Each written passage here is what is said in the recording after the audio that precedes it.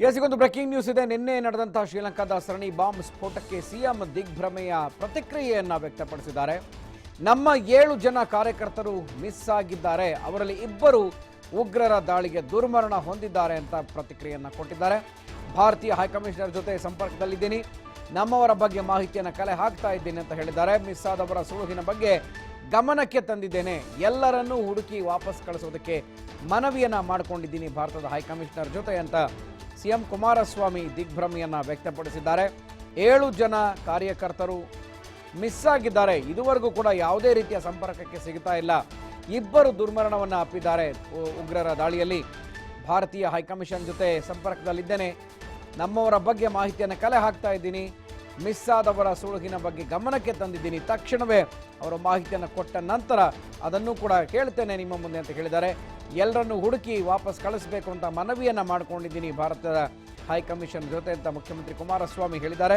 So ನಿನ್ನೆ ಬೆಳಗ್ಗೆ ನಡೆದಂತಹ ಚರ್ಚ್ ಮೇಲಿನ ದಾಳಿ ಹಾಗೆ ಹೋಟೆಲ್ ಮೇಲಿನ ಉಗ್ರರ ದಾಳಿ, ಇದುವರೆಗೂ ಕೂಡ 200ಕ್ಕೂ ಹೆಚ್ಚು ಮಂದಿ ಸಾವನ್ನಪ್ಪಿದ್ದಾರೆ. ಇನ್ನೂ ಕೂಡ ಸಾವಿನ ಸರಣಿ ಮುಂದುವರಿಯುವಂಥ ಸಾಧ್ಯತೆ ಇದೆ. ಯಾಕೆಂದರೆ 400-500ಕ್ಕೂ ಹೆಚ್ಚು ಜನ ಗಂಭೀರವಾಗಿ ಗಾಯಗೊಂಡಿದ್ದಾರೆ. ಸರಣಿ ಬಾಂಬ್ ಸ್ಫೋಟಕ್ಕೆ ಸಿಎಂ ಕುಮಾರಸ್ವಾಮಿ ದಿಗ್ಭ್ರಮೆಯನ್ನು ವ್ಯಕ್ತಪಡಿಸಿದ್ದಾರೆ.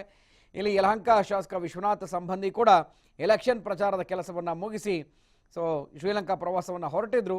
ಅವರೂ ಕೂಡ ಆ ಒಂದು ಘಟನೆಯಲ್ಲಿ ಗಂಭೀರವಾಗಿ ಗಾಯಗೊಂಡಿದ್ದಾರೆ ಅನ್ನುವಂಥ ಮಾಹಿತಿ ಕೂಡ ಇದೆ. ಅದರ ಜೊತೆಗೆ ಸಾಕಷ್ಟು ಜನ JDSನ ಕಾರ್ಯಕರ್ತರು ಕೂಡ ಶ್ರೀಲಂಕಾ ಪ್ರವಾಸದಲ್ಲಿ ತಂಗಿದ್ರು. ಅಲ್ಲಿ ನಾಪತ್ತೆಯಾಗಿದ್ದಾರೆ ಕೆಲವರು.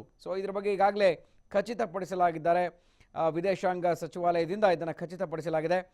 ಇನ್ನು ಮತ್ತಷ್ಟು ಸಾವು ನೋವಿನ ಭೀತಿ, ಯಾಕೆಂದರೆ ಯಾರು ಕೂಡ ಕೆಲವರು ಗುರುತು ಸಿಗದ ಹಾಗೆ ಆ ಒಂದು ಸರಣಿ ಸ್ಫೋಟ ನಡೆದಿರೋದ್ರಿಂದ ಸಾಕಷ್ಟು ಕೆಲವು ಕಡೆ ಕಷ್ಟ ಆಗ್ತಾ ಇದೆ ಅವ್ರನ್ನ ಗುರುತು ಹಿಡಿಯೋದಕ್ಕೆ ಅನ್ನುವಂಥದ್ದು. 2 ಉಗ್ರರ ದಾಳಿಗೆ ದುರ್ಮರಣಕ್ಕೀಡಾಗಿದ್ದಾರೆ, ಸದ್ಯಕ್ಕೆ ಅಷ್ಟೇ ಮಾಹಿತಿ ಲಭ್ಯ ಇರುವಂಥದ್ದು. ಅವರ ಮುಖ ಚಹರೆಯನ್ನು ಗುರುತು ಹಿಡಿಯೋದಕ್ಕೆ ಸಾಧ್ಯ ಆಗಿದೆ. ಅದನ್ನು ಹೊರತುಪಡಿಸಿದರೆ ಇನ್ನೂ ಕೂಡ ಆಸ್ಪತ್ರೆಯಲ್ಲಿ ಸಾಕಷ್ಟು ಜನ ಇದ್ದಾರೆ, ಅವರಲ್ಲೇನಾದರೂ ಕನ್ನಡಿಗರಿದ್ದಾರಾ, ಬೇರೆ ಬೇರೆ ಕಡೆಯವರಿದ್ದಾರಾ ಅನ್ನುವಂಥ ಮಾಹಿತಿಯನ್ನು ಕಲೆ ಹಾಕ್ತಾ ಇದ್ದಾರೆ. ಸರಣಿ ಬಾಂಬ್ ಸ್ಫೋಟಕ್ಕೆ ಸಿಎಂ ಕುಮಾರಸ್ವಾಮಿ ದಿಗ್ಭ್ರಮೆಯನ್ನು ವ್ಯಕ್ತಪಡಿಸಿದ್ದಾರೆ. ನಮ್ಮ ಕಾರ್ಯಕರ್ತರು ಸೇರಿದಾಗಿ ಹಲವಾರು ಏನು ಕನ್ನಡಿಗರಿದ್ದಾರೆ ಅವರ ಮಾಹಿತಿಯನ್ನು ಪಡಿತಾ ಇದ್ದೀನಿ ಅನ್ನುವಂಥ ಮಾಹಿತಿಯನ್ನು ಕೊಟ್ಟಿದ್ದಾರೆ. ಈ ಒಂದು ಸಿಎಂ ಪ್ರತಿಕ್ರಿಯೆ ಬಗ್ಗೆ ಮತ್ತಷ್ಟು ಮಾಹಿತಿಯನ್ನು ನಮ್ಮ ಪ್ರತಿನಿಧಿ ಶಿವು ಜೋಹಳಿ ಕೊಡ್ತಾರೆ. ಶಿವು, ನಿನ್ನೆ ನಡೆದಂತಹ ಘಟನೆ ಬಹುಶಃ ಶ್ರೀಲಂಕಾ ಹಿಂದೆಂದೂ ಕೂಡ ಎದುರಿಸಲಿಕ್ಕೆ ಸಾಧ್ಯ ಇರಲಿಲ್ಲ. ಹಿಂದೆ ಅದನ್ನೆಲ್ಲ ತುಂಬ ವರ್ಷಗಳ ನಂತರ ಇಂಥ ಒಂದು ಘಟನೆ ನಡೆದಿದೆ. ಇದರಲ್ಲಿ ಕನ್ನಡಿಗರ ಸಾವು ಕೂಡ ಆಗಿದೆ ಅನ್ನುವಂಥದ್ದು ಸಾಕಷ್ಟು ನೋವನ್ನು ಉಂಟು ಮಾಡುವಂಥ ಸಂಗತಿ. ನೆಲಮಂಗಲದಲ್ಲಿ ಇದ್ದಂಥವರು ಶ್ರೀಲಂಕಾ ಪ್ರವಾಸಕ್ಕೆ ತೆರಳಿರ್ತಾರೆ, ಕಾರ್ಯಕರ್ತರು ಹೋಗಿದ್ದಾರೆ. ಈಗ ಸಿಎಂ ಕೂಡ ಇದಕ್ಕೆ ಪ್ರತಿಕ್ರಿಯೆಯನ್ನು ಕೊಟ್ಟಿದ್ದಾರೆ. ಹೆಚ್ಚಿನ ಮಾಹಿತಿ ಇದರ ಬಗ್ಗೆ ಶಿವು. ಖಂಡಿತವಾಗ್ಲೂ ಗುರುಪ್ರಸಾದ್, ನಿನ್ನೆ ನಡೆದಂತಹ ಶ್ರೀಲಂಕಾ ಸರಣಿ ಬಾಂಬ್ ಬ್ಲಾಸ್ಟ್ ಹಿನ್ನೆಲೆಯಲ್ಲಿ ಸಾಕಷ್ಟು ಏನು ಸಾವು ನೋವುಗಳಾಗಿದೆ. ಇದರ ಬಗ್ಗೆ ಸಿಎಂ ಕುಮಾರಸ್ವಾಮಿ ಅವರು ಕೂಡ ದಿಗ್ಭ್ರಮೆಯನ್ನ ವ್ಯಕ್ತಪಡಿಸಿದ್ದಾರೆ. ಇವತ್ತು ಅವರು ಟ್ವಿಟರ್ ಮೂಲಕ ಘಟನೆಗೆ ಆಕ್ರೋಶವನ್ನು ಕೂಡ ವ್ಯಕ್ತಪಡಿಸಿದ್ದಾರೆ. ಮತ್ತೊಂದು ಕಡೆ ಘಟನೆಯಲ್ಲಿ ಬಲಿಯಾದವರ ಆತ್ಮಕ್ಕೆ ಸಂತಾಪವನ್ನು ಕೂಡ ಅವರು ಸಂತಾಪವನ್ನು ಕೂಡ ಸೂಚಿಸಿದ್ದಾರೆ. ಪ್ರಮುಖವಾಗಿ JDSನ 7 ಜನ ಮುಖಂಡರು ಈ ಒಂದು ಘಟನೆಯಲ್ಲಿ ಅಂದ್ರೆ ಶ್ರೀಲಂಕಾಗೆ ಪ್ರವಾಸಕ್ಕೆ ತೆರಳಿದ್ರು. ಅದರಲ್ಲಿ 2 JDSನ ದಾಸರಳ್ಳಿ ಭಾಗದ ಮುಖಂಡರು, ದಾಸರಳ್ಳಿ ವಿಧಾನಸಭಾ ಕ್ಷೇತ್ರದ ಹನುಮಂತರಾಯಪ್ಪ ಮತ್ತೆ ರಂಗಣ್ಣ, 2 ಕೂಡ ಮೃತಪಟ್ಟಿದ್ದಾರೆ ಅನ್ನುವಂಥದ್ದನ್ನ ಈಗಾಗಲೇ ಕೇಂದ್ರ ಸಚಿವೆ ಸುಷ್ಮಾ ಸ್ವರಾಜ್ ಅವರೇ ಈಗಾಗಲೇ ಅಧಿಕೃತವಾಗಿ ಟ್ವಿಟರ್ ಮೂಲಕ ತಿಳಿಸಿದ್ದಾರೆ. ಇದಕ್ಕೂ ಕೂಡ ಸಿಎಂ ಕುಮಾರಸ್ವಾಮಿ ಅವರು ಸಂತಾಪವನ್ನ ಸೂಚಿಸಿದ್ದಾರೆ. ಮತ್ತೆ ಅಲ್ಲಿ ಇರುವಂತಹ ಅಂದ್ರೆ ಏನು 5 ಜನ JDS ಲೀಡರ್ಸ್ ಏನ್ ನಾಪತ್ತೆಯಾಗಿದ್ದಾರೆ ಅವರ ಒಂದು ಸುಳಿವಿಗಾಗಿ ಈಗ ಭಾರತೀಯ ಹೈಕಮಿಷನ್ ಜೊತೆ ನಿರಂತರವಾಗಿ ನಿನ್ನೆಯಿಂದಲೂ ಕೂಡ ಸಂಪರ್ಕದಲ್ಲಿದ್ದೇನೆ. ಅವರ ಬಳಿ ಅಂದ್ರೆ ಅಲ್ಲಿ ಇನ್ನ ಕರ್ನಾಟಕದಿಂದ ಇನ್ನೂ ಎಷ್ಟು ಮಂದಿ ಅಲ್ಲಿಗೆ ತೆರಳಿದ್ರು ಅವರ ಒಂದು ಮಾಹಿತಿಯನ್ನು ಕೂಡ ನಾನು ಪಡೆದುಕೊಳ್ತಾ ಇದ್ದಾನೆ. ರಾಜ್ಯದ IG ಅವರಿಂದಲೂ ಕೂಡ ನಾನು ಮಾಹಿತಿಯನ್ನ ಕಲೆ ಹಾಕ್ತಾ ಇದ್ದೇನೆ. ಜೊತೆಗೆ ಹೈಕಮಿಷನರ್ ಜೊತೆ ನಿರಂತರ ಸಂಪರ್ಕದಲ್ಲಿದ್ದೇನೆ. ಅಲ್ಲಿರುವಂತವರನ್ನ ವಾಪಸ್ ಕರೆತರುವಂತ ಒಂದು ಪ್ರಯತ್ನಕ್ಕೆ ಅಂದ್ರೆ ಅಲ್ಲಿ ಅವರು ಏನಾಗಿದ್ದಾರೆ ಅವರ ಸುಳಿವನ್ನ ಪತ್ತೆ ಹಚ್ಚುವಂತ ನಿಟ್ಟಿನಲ್ಲಿ ಸಾಕಷ್ಟು ಕ್ರಮಗಳನ್ನ ನಾನು ಇಲ್ಲಿ ಕೂಡ ತೆಗೆದುಕೊಳ್ಳೋದಕ್ಕೆ ಮುಂದಾಗಿದ್ದೇನೆ. ಮತ್ತೆ ಹೈಕಮಿಷನರ್ ಜೊತೆ ಅಲ್ಲಿ ನಿರಂತರ ಸಂಪರ್ಕದಲ್ಲಿರುವ ಮೂಲಕ ಅಲ್ಲಿನವರ ಒಂದು ಮಾಹಿತಿಯನ್ನ ಪಡೆಯುತ್ತಾ ಇದ್ದೇನೆ ಅನ್ನುವಂತ ಒಂದು ಮಾಹಿತಿಯನ್ನ ಈಗ ಟ್ವಿಟರ್ ಮೂಲಕ ಅವರು ಅಧಿಕೃತವಾಗಿ ವ್ಯಕ್ತಪಡಿಸಿದ್ದಾರೆ. ಗುರುಪ್ರಸಾದ್, ನಡೆದಿದೆ ಶ್ರೀಲಂಕಾ ಅಂದ ತಕ್ಷಣ ಪಕ್ಕದ ನೆರೆ ರಾಷ್ಟ್ರ ಜೊತೆಗೆ ತುಂಬ ಬೇಗ ಒಂದು 3-4 ದಿನಕ್ಕೆ ಪ್ರವಾಸ ಹೋಗಿ ಬರಬಹುದು ಅನ್ನುವಂತಹ ನಂಬಿಕೆ ಎಲ್ರಿಗೂ ಕೂಡ ಇದೆ. ಜೊತೆಗೆ ತುಂಬ ಚೆನ್ನಾಗಿರುವಂತಹ ರಾಷ್ಟ್ರ, ಪ್ರವಾಸಕ್ಕೆ ಹೇಳಿ ಮಾಡಿಸಿದಂತಹ ತಾಣ ಕೂಡ. ಸೊ ಕರ್ನಾಟಕದಿಂದ ಬೇಸಿಗೆ ರಜೆ, ಸೊ ಹಾಗಾಗಿ ಸಾಕಷ್ಟು ಸಂಖ್ಯೆಯಲ್ಲಿ ಹೋಗಿರಬಹುದು ಅನ್ನುವಂತಹ ಏನು ಆ ಮಾತುಗಳಿದ್ದಾವೆ. ಎಲ್ಲೋ ಒಂದು ಕಡೆ ಇನ್ನೂ ಸಾವಿನ ನೋವಿನ ಸಂಖ್ಯೆ ಹೆಚ್ಚಾಗಬಹುದಾ ಅನ್ನುವಂತಹ ಆತಂಕ ಕೂಡ ಜಾಸ್ತಿ ಆಗ್ತಾ ಇದೆ. ಈ ಬಗ್ಗೆ ಏನಾದರೂ ಮಾತುಗಳು ಕೇಳಿ ಬರ್ತಾ ಇದೆಯಾ ಅಂತ ಶಿವು?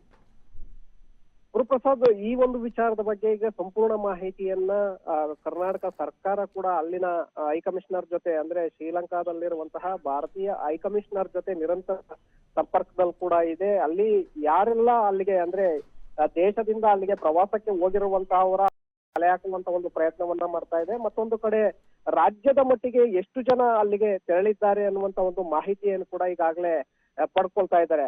ಪ್ರಮುಖವಾಗಿ ಕುಮಾರಸ್ವಾಮಿ ಅವರು ಈಗ ಹೇಳದಂತೆ ರಾಜ್ಯದಲ್ಲಿ 11ಕ್ಕೂ ಹೆಚ್ಚಿನ ಜನರು ಈ ಬೆಂಗಳೂರಿನಿಂದ ಅಲ್ಲಿಗೆ ತೆರಳಿದ್ದಾರೆ ಅನ್ನುವಂತ ಒಂದು ಮಾಹಿತಿ ಕೂಡ ಈಗಾಗಲೇ ಪಡ್ಕೊಂಡಿದ್ದಾರೆ. ಅದರ ಬಗ್ಗೆ ಅಂದ್ರೆ ಅಲ್ಲಿ ನಾಪತ್ತೆ ಆಗಿದ್ದಾರ, ಅವರು ಏನಾಗಿದ್ದಾರೆ, ಅಥವಾ ಏನಾದ್ರೂ ದೂರವಾಣಿ ಸಂಪರ್ಕಕ್ಕೆ ಸಿಗದೆ ಅವರು ಇದಾಗ್ತಾ ಇದ್ದಾರಾ ಅನ್ನುವಂತಹ ಬಗ್ಗೆ ಕೂಡ ಈಗ ಮಾಹಿತಿಯನ್ನ ಅವರು ಪಡೆದುಕೊಳ್ತಾ ಇದ್ದಾರೆ ಗುರುಪ್ರಸಾದ್.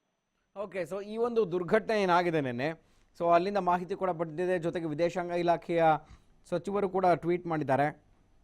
ಸೊ ಬೇರೆ ಉಳಿದಂತೆ ಯಾವ ರೀತಿಯಲ್ಲಿ ಕಾರ್ಯಾಚರಣೆ ನಡೀತಾ ಇರೋದ್ರ ಬಗ್ಗೆ ಏನಾದರೂ ಮಾಹಿತಿ ಲಭ್ಯ ಆಗಿದೆಯಾ ಅಂತ?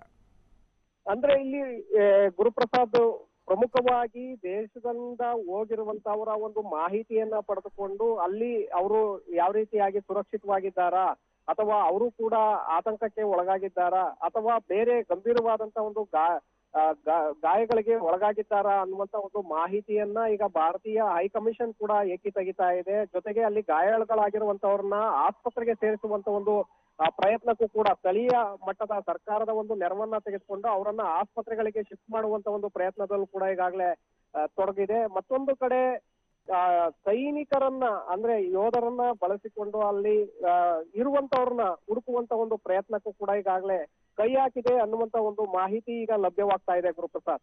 ಸೊ ಸಮರೋಪಾದಿಯಲ್ಲಿ ಅಲ್ಲಿರುವಂತಹ ಭಾರತೀಯರ ರಕ್ಷಣೆಗೆ ಈಗ ಸರ್ಕಾರ ಕೂಡ ಮುಂದಾಗಿದೆ. ಅಲ್ಲಿರುವಂತವರನ್ನ ಕರೆತರುವಂತ ಒಂದು ಪ್ರಯತ್ನಕ್ಕೂ ಕೂಡ ಈಗಾಗಲೇ ಕೈ ಹಾಕಿದೆ. ಸೊ ಓಕೆ, ಈಗ ಏನು ಮುಖ್ಯಮಂತ್ರಿ ಬಗ್ಗೆ ಸಾಕಷ್ಟು ಮುತುವರ್ಜಿಯನ್ನು ವಹಿಸಿದ್ದಾರೆ. ಇನ್ನು ಯಲಹಂಕ ಶಾಸಕ ವಿಶ್ವನಾಥ್ ಅವರ ಸಂಬಂಧಿ ಕೂಡ ಈ ಒಂದು ಘಟನೆಯಲ್ಲಿ ಗಾಯಗೊಂಡಿದ್ದಾರೆ ಅನ್ನುವಂಥ ಮಾಹಿತಿ ಇದೆ. ಅದ್ರ ಬಗ್ಗೆ ಏನಾದರೂ ಮಾಹಿತಿ ಲಭ್ಯ ಆಗಿದೆ? ಹೆಚ್ಚಿನದಾಗಿ ಶಾಸಕರೇನಾದರೂ ಇದಕ್ಕೆ ಪ್ರತಿಕ್ರಿಯೆ ಕೊಟ್ಟಿದ್ದಾರಾ ಅಂತ?